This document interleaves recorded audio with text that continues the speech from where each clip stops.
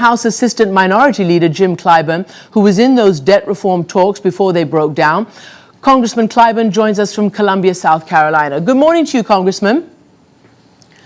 Good morning. Thank you so much for having me. You're welcome. You just heard Senator McConnell talking about what is not on the table and what will not pass, as he says, any kind of revenue or tax hikes. So where is there room for any negotiation? Well, let me say this. Senator McConnell is someone I have a great deal of respect for, though I very seldom agree with him on political issues. The fact of the matter is, we have on the table all kinds of revenue raises that they keep calling tax increases. How do you call closing loopholes to all companies that are making billions of dollars in profits, closing up these loopholes that would generate $40 to $50 billion in revenue? How do you call that a tax hike? That is no tax hike. You only hike taxes when you raise rates. We aren't asking anybody to raise anybody's rates.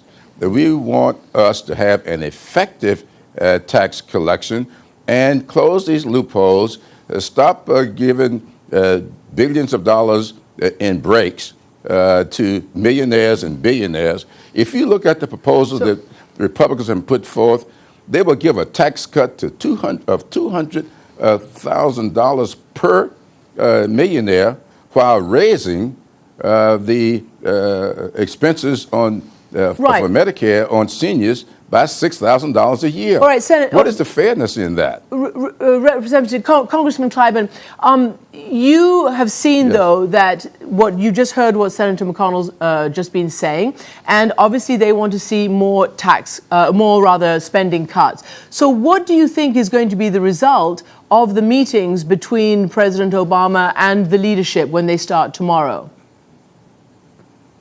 Well, I don't know what they're going to do in those meetings, but I think that we had some very effective meetings taking place. We had 10 meetings, and of course, when the Republicans walked away from the table, it was on the day that we were to have our either last or next to last meeting. I thought we were doing very, very good.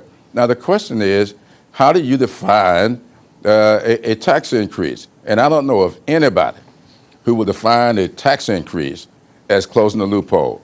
If you tell me that my tax rate is going to be 30 or 35%, and I come up with all kind of gimmicks with pretty good, smart lawyers, and only pay 9%, there's something wrong with the loopholes in the law. We want to close those loopholes up. We do not want to raise anybody's tax rates. That's never been on the table, and I wish they would get beyond their talking points and really get honest with the American people as to what these discussions are about.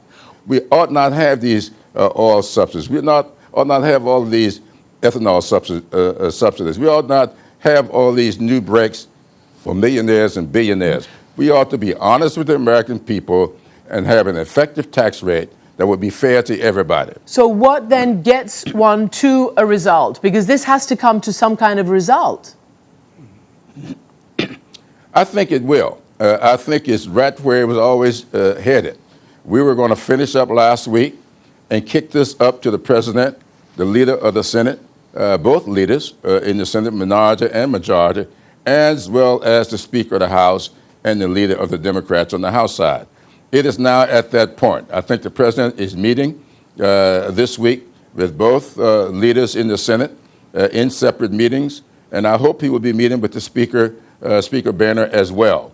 They will come to some agreement, and maybe they'll ask us to vet their agreement with our respective bodies. This ought to be a bipartisan vote, not just Republicans, but Republicans and Democrats, the way we have always done it in the past.